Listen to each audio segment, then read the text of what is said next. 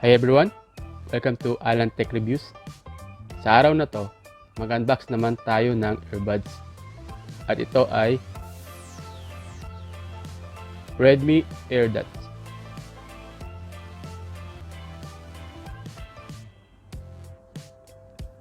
So naka-Chinese printed siya.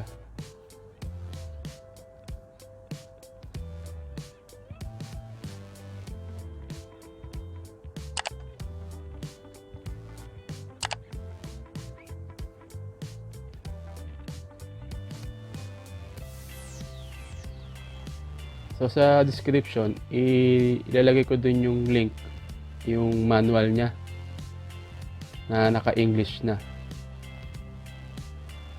So tara, i-unbox na natin ito.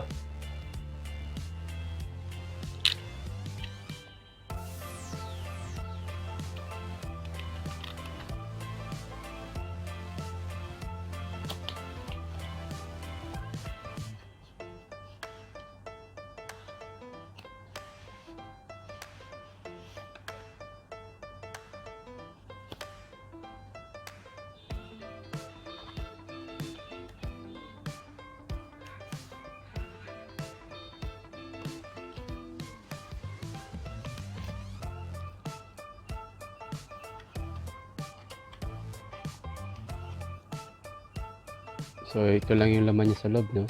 Wala nang iba. So wala tayong nakitang charging cable.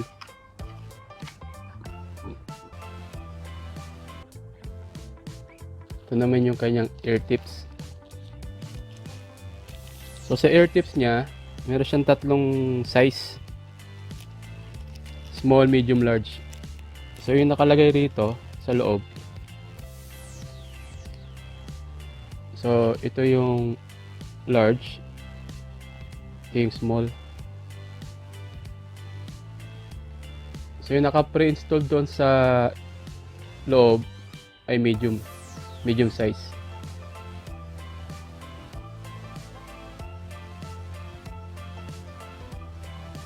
Tara, buksan na natin.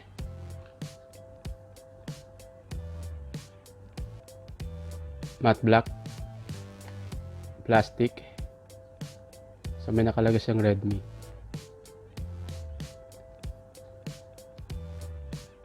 So micro USB port.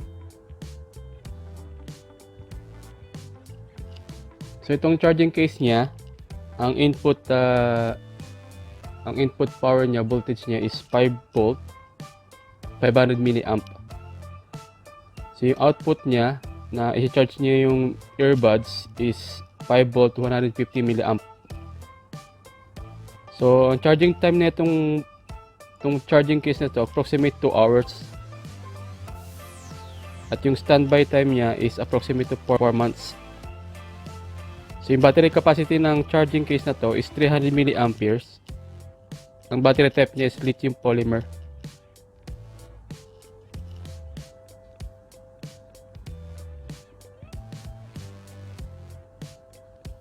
So ito na siya.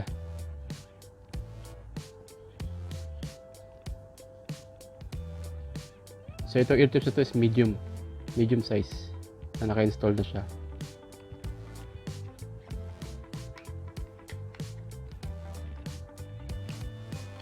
So ayun sa loob niya.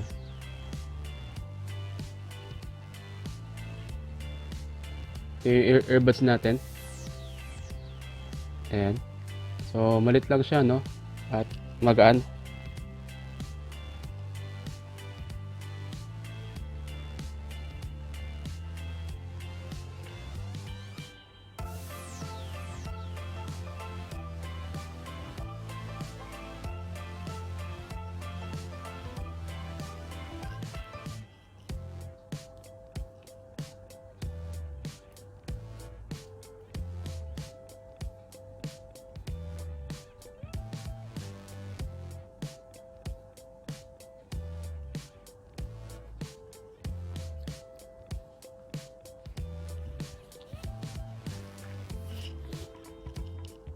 So itong earbuds na to, ang wireless range niya is nasa 10 meters. 10 meters ang kanyang yung range niya. Then yung battery capacity is 43 mAh per earbud. Charging time niya is approximate 1.5 hours. Ang talk time niya is approximate 4 hours. Standby time niya is 150 hours. Yung input niya is 100 mAh. Ang battery type niya is lithium polymer. At yung wireless connectivity is Bluetooth 5.0 na. So ito yung clickable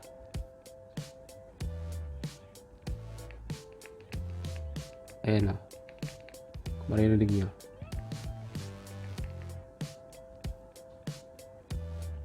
So, try natin ulit ibalik para mag-power siya. So, ayan na siya.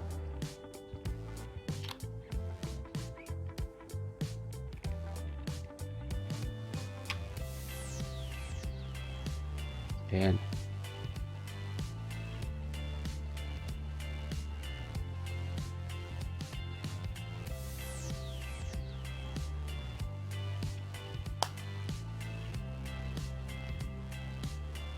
So, susubukan natin tong earbuds na to, tsaka yung sounds quality niya.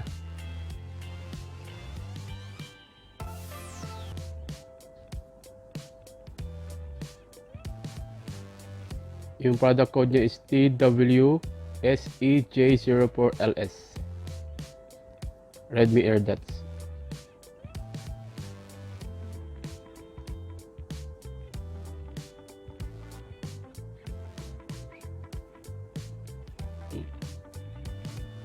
So, kung makikita nyo, naka-red light siya. Itong dalawang earbuds na to. So, ibig sabihin, nag-charge siya. Nag-charge yung dalawang earbuds. Ngayon, papakita ko sa inyo is yung pairing nilang dalawa. Kung paano siya lang i-pairing dalawang earbuds para isa lang yung pwede mo i-connect doon sa cellphone mo.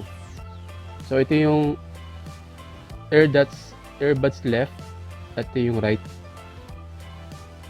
So tara, i-pair na natin silang dalawa. So ito yung left. Ito yung right. So una na gawin natin is click natin dalawang to. Long press natin. Ayan, para makikita nyo mag-flash yung ilaw niya. So, yan. Napipair na silang dalawa. Ayan na. Tapos balik natin siya ulit sa charging case. So kung makikita nyo, no,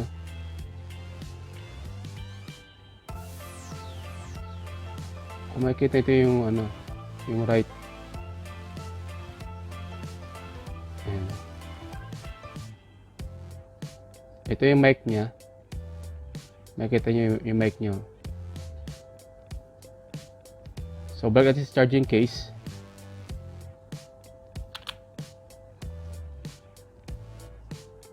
Okay.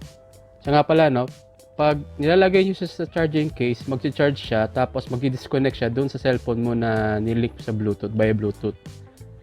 So, ang Bluetooth niya is 5.0 na siya. So, try natin ulit.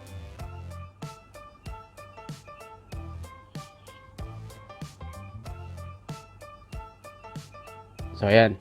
So, nag-link na siya. Itong left earbuds, nag-link na siya dito sa right earbud. So, ito ngayon, ang gagamitin natin ngayon, mag-connect dun sa device.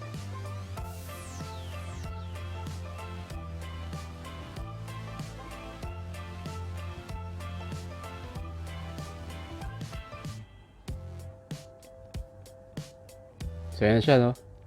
Redmi Airdots. Kukulik na siya. So, ayan na siya. So, i-pair na natin.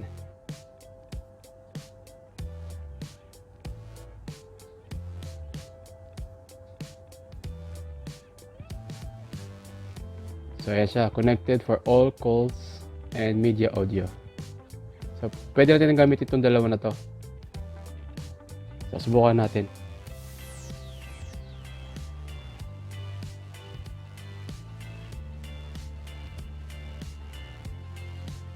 So, ayan. Subukan natin ngayon yung dalawang earbuds na to. So, i-play natin to.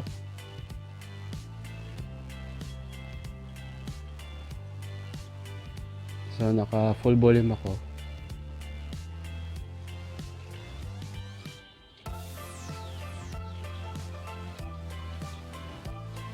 Full volume. Tsaka sa taas makikita nyo yung ano, yung battery indicator ng earbud. Ayan o, nakatayo siya. Okay. So try natin tong right earbuds.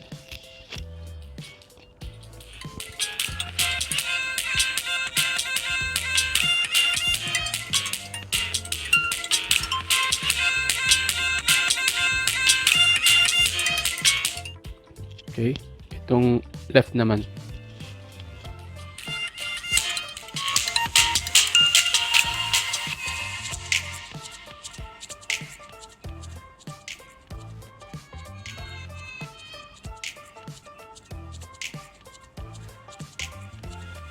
So based on the sounds quality naman, okay naman siya.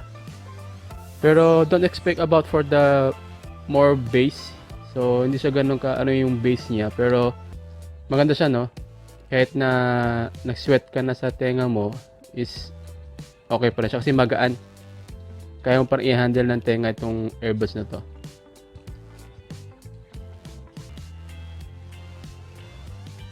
So kung napadaan ka at nagustuhan mo ang video na to, i-like, share, at kung hindi ka pa nakasubscribe, i-click mo yung subscribe at click mo yung notification bell para sa susunod na videos is ma-notify ka.